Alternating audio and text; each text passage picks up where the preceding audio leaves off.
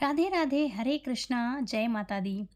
गणगौर के नाम से गण का अर्थ भगवान शिव और गौर का अर्थ माता पार्वती से होता है। तो वहीं अनेक क्षेत्रों में गणगौर पर्व में भगवान शिव को ईसर जी तो देवी माता पार्वती को गौरा माता के रूप में पूजा जाता है। मतलब भगवान शिव को ईसर बोला जाता है। चलिए जानते हैं गणगौर पूजा कब है और उनकी पूजा विधि क्या रहने वाली है। गणगौर पूजा का त्योहार चैत्र मास पक्ष के शुक्ल पक्ष की तृतीय तिथि को मनाया जाता है। इस दिन भगवान शिव को ईसर जी तो वही माता पार्वती को गौरा माता के रूप में पूजा जाता है। ये व्रत विवाहित महिलाएं अपने पति की दीर्घायु के लिए तो अविवाहित महिलाएं अच्छे वर की प्राप्ति के लिए रखती हैं। मुख्य रूप से ये त्योहार हरियाणा, राजस्थान, मध्य प्रदेश और उत्तर प्रदेश में मनाया जाता है। इस दिन महिलाएं बालू और मिट्टी से ईसर और गौरा जी की प्रतिमाएं बनाती हैं, अर्थात शिव पार्वती की प्रतिमाएं बनाती हैं और उनका श्रृंगार करती हैं। फिर विधि विधान से उनकी पूजा अर्चना करके बाद में लोकप्रिय गीत गाती हैं। तो इस तरह से इस पावन पर्व को मनाया जाता है। इस साल गणगौर पूजा का शुभ मुहूर्त कब रहने वाला है, इसकी पूजा विधि क्या है और व्रत कथा क्या है, संपूर्ण जानकारी आपको दूंगी। तो गणगौर पूजा का पर्व 21 मार्च 2026 शनिवार को मनाया जाएगा। तृतीय तिथि का प्रारंभ 21 मार्च 2026 को 2:30 पर होगा और समापन 21 मार्च 2026 को 11:56 पर होगा। गणगौर पूजा का शुभ मुहूर्त रहने वाला है ब्रह्म मुहूर्त 5:07 से लेकर के 5:54 तक। प्रातःकाल संध्या का शुभ मुहूर्त रहेगा 5:31 से लेकर के 6:42 तक। अभिजीत मुहूर्त रहेगा 12:21 PM से लेकर के 1:10 तक।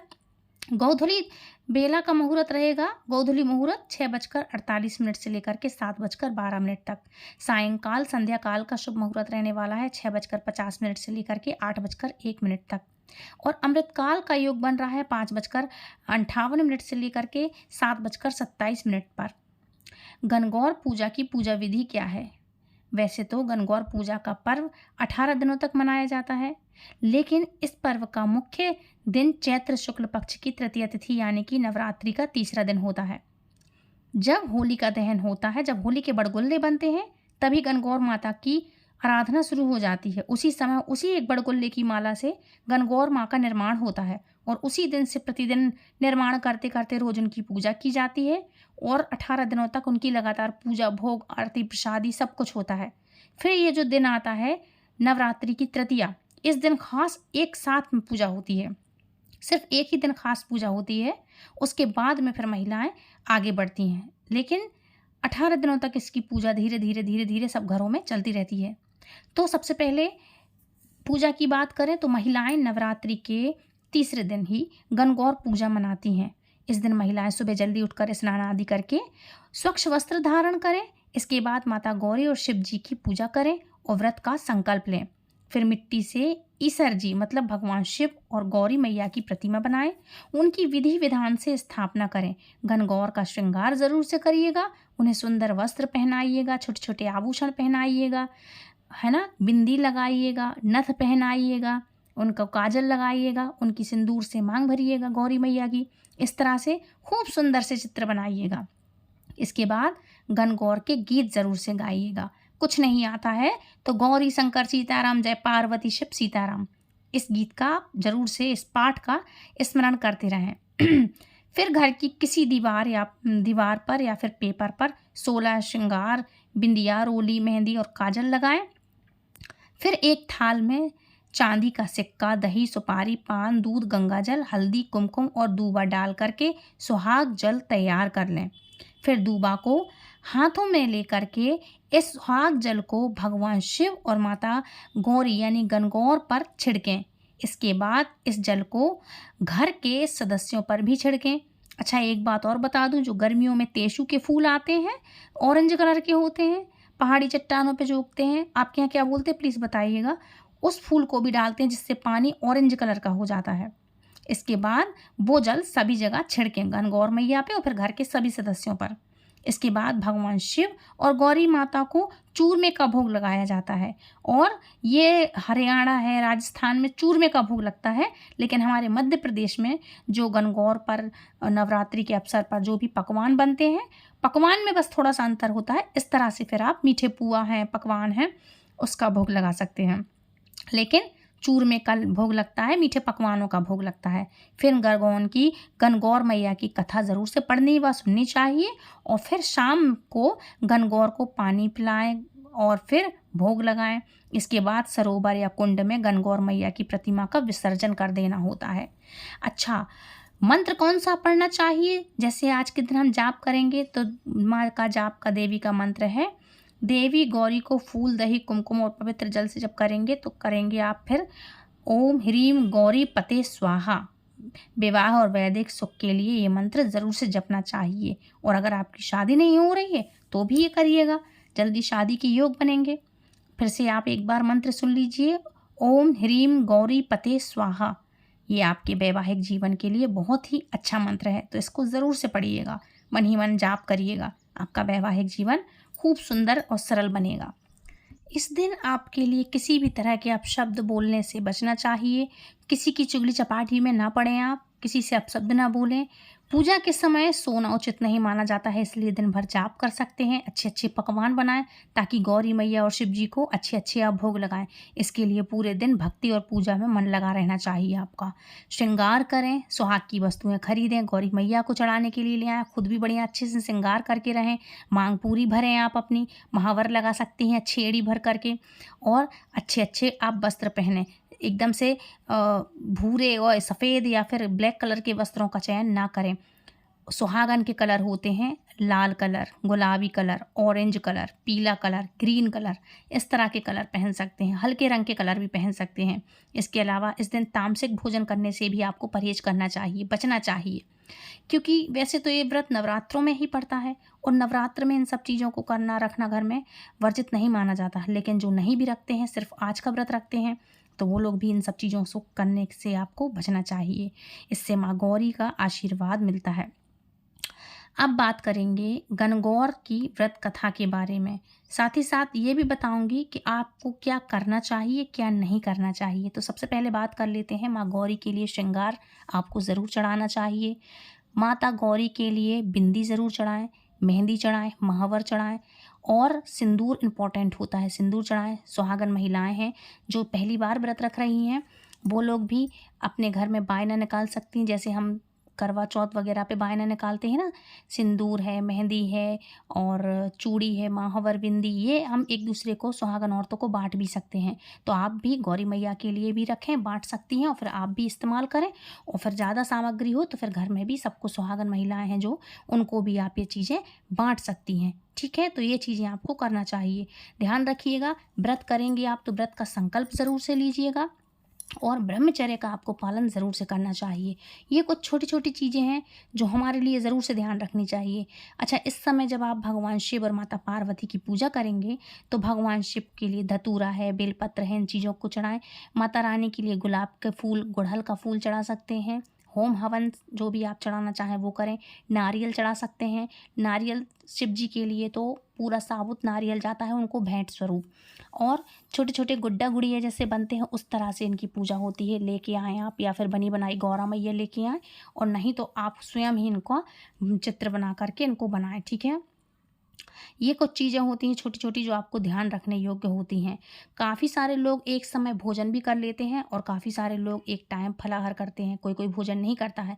अगर आप भोजन कर रहे हैं एक टाइम, व्रत करने के बाद व्रत का पारण कर रहे हैं, तो ध्यान रखिएगा बिना लहसुन प्याज का खाना आप खाइएगा। ठीक है, और अगर आप व्रत कर रहे हैं, फलाहार करते हैं, तो उसमें कोई दिक्कत नहीं। कुट्टू सिंगाड़े का आटा है, फल है, घर ही में बनी हुई चीज़ें हैं। जूस वगैरह आप घर का ही पिएँ, बाहर का ना पिएँ, और ये सब चीज़ें आप घर में खाएं। आलू है, शकरकंदी है ना, ये चीज़ें आप खा सकते हैं। तो इस तरह से आप, ये छोटी छोटी चीज़ें हैं, ध्यान ज़रूर रखिएगा, इससे आपका व्रत अच्छी तरह से संपन्न हो जाएगा। अब बात करेंगे गणगौर माँ की व्रत कथा के बारे में, क्योंकि कोई भी व्रत जो है बिना कथा के संपूर्ण नहीं होता है, इसलिए दूसरों को ज़रूर से शेयर ज़रूर करिएगा। और अगर आपको कथा, ये वीडियो पसंद आए तो प्लीज़ वीडियो को लाइक ज़रूर से करिएगा। और अंत में हम इसका महत्व भी जानेंगे।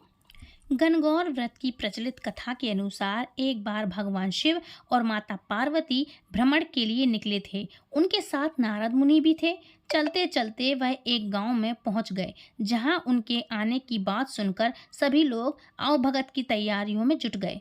कुलीन घरों में स्वादिष्ट भोजन पकने लगे, लेकिन कुलीन स्त्रियां जैसे ही स्वादिष्ट भोजन लेकर पहुंचती हैं तो उससे पहले ही निर्धन परिवार की महिलाएं माता गौरी और भगवान शिव के समक्ष श्रद्धा सुमन लेकर पहुंच गई होती हैं। माता पार्वती उनकी श्रद्धा से प्रसन्न होकर के निर्धन महिलाओं पर सुहाग रस छिड़क देती हैं। जब उच्च घरों की स्त्रियां कई तरह के पकवान लेकर हाजिर होती हैं तो माता पार्वती के पास उन्हें देने के लिए कुछ नहीं बचता है। तब भगवान शंकर पार्वती जी से कहते हैं कि अपना सारा आशीर्वाद तो आपने गरीब स्त्रियों को दे दिया, अब इन्हें आप क्या देंगी। इस पर माता कहती हैं कि इसमें से जो भी सच्ची श्रद्धा से आई हैं उस पर ही इस विशेष सुहाग रस के छींटे पड़ेंगे और जिससे उनका सौभाग्य बढ़ेगा। तब माता पार्वती ने अपने रक्त के छींटे बिखेरे जो उचित पात्रों पर ही पड़े और महिलाएं धन्य हो गईं। मान्यता यह है कि यह दिन चैत्र मास के शुक्ल पक्ष की तृतीया का था। तब से ही स्त्रियों द्वारा इस दिन गण यानी कि भगवान शिव और गौर यानी कि माता पार्वती की पूजा की जाती है, जिसको हम गणगौर कहते हैं। जब माता पार्वती से आशीर्वाद पाकर के महिलाएं अपने घरों को लौट गईं, तब माता पार्वती ने भी भगवान शिव से आज्ञा लेकर एक नदी के तट पर स्नान किया और बालू से महादेव की मूर्ति बनाकर उसका पूजन किया। पूजा के बाद बालू के पकवान बनाकर ही भगवान शिव को भोग अर्पित किया और उसके बाद प्रदक्षिणा कर तट पर मौजूद मिट्टी का टीका अपने माथे पर लगाया और बालू के 2 कण प्रसाद के रूप में ग्रहण करके भगवान शिव के पास वापस लौट आईं। अब शिव तो सर्वज्ञ हैं, जो सब जानते हैं, पर माता पार्वती को छेड़ने के लिए उन्होंने पूछा कि बहुत देर हो गई है तुम्हें आने में। माता ने कहा कि उन्हें मायके वाले मिल गए थे, इसलिए इतनी देर लग गई। शिव ने फिर थोड़ा और छेड़ते हुए पूछा कि आपके पास तो कुछ था भी नहीं, फिर स्नान के बाद प्रसाद में क्या लिया। तब माता पार्वती ने कहा कि भाई भाभी ने दूध भात बना रखा था, उसे ही ग्रहण करके आपके पास आ गई। फिर भगवान शिव ने कहा कि चलो उन्हीं के पास चलते हैं, क्योंकि मेरा भी मन कर गया है कि आपके भाई भावज के यहाँ बने दूध भात का स्वाद लिया जाए। इस पर माता ने मन ही मन भगवान शिव को याद किया और लाज रखने की कही। इसके बाद भगवान शिव, माता पार्वती और नारद जी तीनों नदी के तरफ चल दिए। नदी के तट पर पहुंच करके क्या देखते हैं कि एक आलीशान महल बना हुआ है और वहां उनकी बड़ी आवभगत होती है। इसके बाद जब वे तीनों वहां से प्रस्थान करते हैं तो कुछ दूर जाकर भगवान शिव बोले कि मैं अपनी माला आपके मायके में भूल आया हूँ। माता कहती हैं कि मैं आपकी माला अभी ले आती हूँ। तब शिव जी भगवान बोले कि आप रहने दें, नारद जी ले आएंगे। जब नारद जी उस स्थान पर पहुँचे तो क्या देखते हैं कि देखकर हैरान रह गए कि उस स्थान पर महल का नामो निशान तक नहीं था। फिर एक पेड़ पर उन्हें भगवान शिव की माला दिखाई दी। उसे लेकर वे वापस लौट आए और आकर के प्रभु को इस बारे में बतलाया। तब भगवान शिव ने कहा कि यह सब पार्वती की माया थी, क्योंकि वे अपने पूजन को गुप्त रखना चाहती थी, इसलिए उन्होंने झूठ कहा और अपने सत के बल पर, मतलब सतित्व के बल पर यह माया रच डाली। तब नारद ने माता के समक्ष नतमस्तक होकर के कहा कि हे माँ, आप सौभाग्यवती आदि शक्ति हैं। गुप्त रूप से की गई पूजा की अधिक शक्तिशाली होती है। हे माँ, मेरा आशीर्वाचन है कि जो स्त्रियां इस दिन गुप्त रूप से पूजन कर मंगल कामना करेंगी, उनकी मनोकामनाएं पूर्ण होगी। ऐसी मान्यता है कि तभी से गणगौर के इस व्रत को गोपनीय रूप से परंपरा चली आ रही है कि गोपनीय पूजन की परंपरा है कि करती हैं औरतें गोपनीय रूप से। ये पूजा जब होती है तो आपके घर में पति ना हो। वैसे तो बहुत ही धूमधाम से होती है, लेकिन जब पति देव ना हो तब औरतें कर लेती हैं। और कुछ ऐसे शास्त्रों के अनुसार नहीं, आप खुद नोट कीजिएगा, कुछ ऐसे मुहूर्त बनते हैं कि जब आपका पूजा का समय होगा तब आपके पति देव घर पे होंगे ही नहीं। इस तरह से ये पूजा होती है। इस पूजा से माता गौरी सभी औरतों के लिए उनके पतियों की खूब लंबी आयु करती हैं, दीर्घायु करती हैं, अच्छा धन, अच्छे पैसे, बच्चे, घर में सुख, समृद्धि, शांति सभी चीज़ देती हैं। और जो लड़कियाँ, कुंवारी लड़कियाँ अच्छे घर और अच्छे वर के लिए पूजन करना चाहती हैं, तो ये इन लड़कियों की ये मनोकामनाएँ भी मैया गौरी पूर्ण करती हैं। तो फ्रेंड्स, ये थी कथा। आई होप आज का वीडियो आपको पसंद आया होगा। अच्छा, आपके यहाँ ये पूजा है किस तरह से मनाई जाती है, क्या-क्या ख़ास होता है, और आप ये हमारी वीडियो कहाँ से देख रहे हैं, तो प्लीज़ हमें कमेंट में ज़रूर लिख भेजिएगा। आपके यहाँ कैसी होती है पूजा? अगर मैं कुछ भूली हूँ तो प्लीज़ हमें कमेंट करके ज़रूर से बताइएगा। तो फ्रेंड्स, मिलती हूँ नेक्स्ट वीडियो में, तब तक के लिए राधे राधे, हरे कृष्णा। सभी माताओं एवं बहनों के लिए गणगौर व्रत की हार्दिक हार्दिक शुभकामनाएँ। हरि हर, जय माता दी।